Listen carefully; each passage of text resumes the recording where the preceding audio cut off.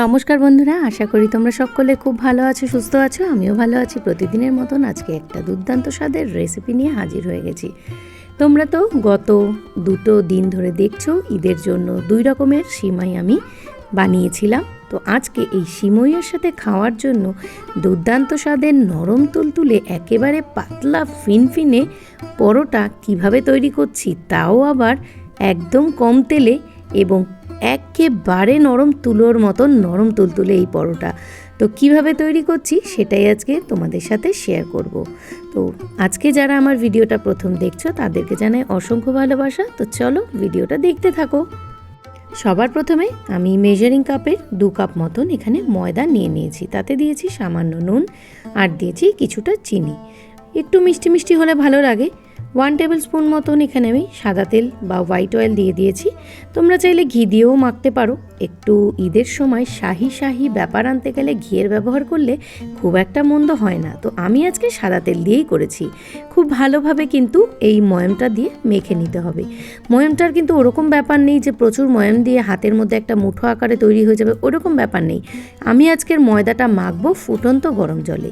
তো দেখো আমি কিন্তু একদম ফুটন্ত গরম জল এই ময়দার মধ্যে দিয়ে দিয়েছি, যে কারণে আজকে আমাদের ময়দার এই পরোটাটা হবে একেবারে নরম তুলতুলে। তো আমি যেহেতু ফুটন্ত গরম জল এই ময়দার মধ্যে দিয়েছি, তাই জন্য হাত দিয়ে তো মাখা পসিবল নয়। আমি একটা হাতার সাহায্যে খুব ভালোভাবে কিন্তু মাখিয়ে নিচ্ছি। মোটামুটি কিন্তু আমাদের 80% মতন এখানে মাখানো হয়ে গেছে। বেশ কিছুটা সময় পরে যখন একটু ঠান্ডা হয়ে যাবে তখন এখানে অল্প অল্প করে হালকা হালকা গরম জল দিয়ে হাতের সাহায্যে কিন্তু তখন আমরা কিন্তু এই মণ্ডটাকে পুরোপুরি তৈরি করতে পারবো। মণ্ডটা মাখার সময় তারপরে একদম একটু গরম থাকাকালীন কিন্তু আমরা হাতে বেশ কিছুটা সাদা তেল নিয়ে তারপরে কিন্তু ময়দাটাকে ভালো করে প্রেস করে করে একটা মণ্ড আকারে তৈরি করব। তবে ময়দা মাখলে কিন্তু সেই ময়দাটা একদিন পর্যন্ত নরম তুলতুলে থাকে এবং ময়দার জিনিস খেলে যে একটা গ্যাস অম্বলের ব্যাপার হয় বা অ্যাসিডিটি হয়, এইভাবে কিন্তু ময়দা মেখে খেলে কোনো রকম কোনো প্রবলেমই হয় না। তো দেখো আমাদের কিন্তু ময়দাটা মাখা কমপ্লিট। আমরা হাতে সামান্য একটু তেল নিয়ে এই ময়দার উপর খুব ভালোভাবে লাগিয়ে রেখে দেব আমরা 30 মিনিটের জন্য। 30 থেকে 35 মিনিট পর আমরা ময়দাটাকে একটা লেচি কেটে নেব। লেচি কেটে নিচ্ছি এখানে ছোট ছোট আকারেই কিন্তু লেচিটা কাটবো, কারণ আজকের পরোটাটা হবে একেবারে পাতলা, মানে যতটা পাতলা করা যায়।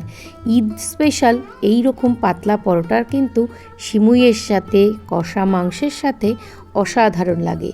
তো আজকে দেখো আমি লেচিগুলো কিন্তু একদম ছোট্ট ছোট্ট করে কেটে নিয়েছি। এবারে যখন আমি লেচিগুলোকে তৈরি করে নিচ্ছি হাত দিয়ে, তোমরা সাইজটা দেখে বুঝতেই পারছো যে মোটামুটি খুব একটা বড় কিন্তু আমি করিনি, আর এতটাই পাতলা হবে। তো তার জন্য তো একটু ছোট লুচির লেচিটা মানে করতেই হয়। তো এখন আমাদের পুরোপুরি লেচি কমপ্লিট। এখন আমরা হচ্ছে এই পরোটার যে ডোটা সেটাকে আমরা খুব ভালোভাবে বেলে নিচ্ছি। হালকা প্রথমে ময়দা ছড়িয়ে নিয়ে, আমরা সবাই জানি কিন্তু এই ময়দাটা পরোটাটা বেলতে গেলে একটু হালকা ময়দা বারবার করে ছড়িয়ে নিয়ে বারবার করে যদি একটু ঘোরানো হয় তাহলে কিন্তু একেবারে পাতলা হবে। মানে তোমরা ভাজার সময় দেখলেই বুঝতে পারবে যে কতটা পাতলা হয়েছে। আর দেখতেই পাচ্ছ একদম মানে পাতলা ফিনফিন করছে আর একেবারেই কিন্তু নরম তুলতুলে। এই রকম পরোটা যদি হয় তোমরা কিন্তু একদিন রেখেও কিন্তু খেতে পারবে, কোনো প্রবলেম হবে না। তো এইভাবে আমি প্রতিটা পরোটা কিন্তু এইভাবে বেলে নিচ্ছি। ভিডিওটা চলতে চলতে একটা ছোট্ট অনুরোধ, যারা আজকে আমার ভিডিওটা দেখছো তাদেরকে জানাই অসংখ্য ভালোবাসা। যদি তোমাদের ভিডিওটি ভালো লেগে থাকে অবশ্যই ভিডিওটাতে একটা লাইক করে কমেন্ট করে পাশে থাকা বেল নোটিফিকেশানটা অন করে আমার পরিবারের সদস্য হওয়ার অনুরোধ রইল। পরোটা ভাজার জন্য আমি একটা তাওয়া এখানে গ্যাসে বসিয়ে দিয়েছি। তো ফ্রি হিট হয়ে যাওয়ার পর আমি এক পিঠ হালকা একটা সেঁকে নিয়ে তারপরে উল্টো পিঠ দিয়ে দিয়েছি। তো তোমরা এখন দেখলে বুঝতে পারবে যে আমি কতটা কম তেলে এই পরোটাটা ভেজেছি। একেবারেই কিন্তু সামান্য তেল ওপরে ছড়িয়েছি। দেখো সামান্য তেল দিয়ে কিন্তু এপিটোপিট করতেই আমাদের পরোটাটা কিন্তু ফুলেও উঠবে, আবার সুন্দর একটা কালারও এসে যাবে। এই পরোটা কম তেলে ভাজার একটাই কারণ, ময়দাটা যেহেতু আমরা ফুটন্ত গরম জলে মেখেছি, আমাদের কিন্তু ময়দাটা অলমোস্ট কুক হয়েই গেছে। তো এইভাবে কিন্তু প্রত্যেকটা পরোটাটা আমরা ভেজে নিচ্ছি। এবং দেখো, তোমরা দেখলেই বুঝতে পারবে যে এতটাই পাতলা, পরোটার নিচ থেকে কিন্তু স্প্যাটিউলাটা পরিষ্কার দেখা যাচ্ছে, মানে কতটা পাতলা হয়েছে আশা করি তোমরা বুঝতে পারছো। তো এই রকম পাতলা পরোটা যদি বানাও, ভীষণই ভালো লাগে খেতে, সিমুইয়ের সাথে বলো বা মাংসের সাথে বা ঝরঝরে জর্দা সিমুইয়ের সাথে অসাধারণ সুস্বাদু লাগে। তো কেমন হয়েছে দেখো, একেবারেই কিন্তু নরম তুলতুলে সাদা ধবধবে। তো অবশ্যই কমেন্টের মাধ্যমে জানিও যদি ভিডিওটা ভালো লেগে থাকে। তো চলো, আজকের মতো টাটা, সকলে ভালো থেকো, আজকের মতো আসি।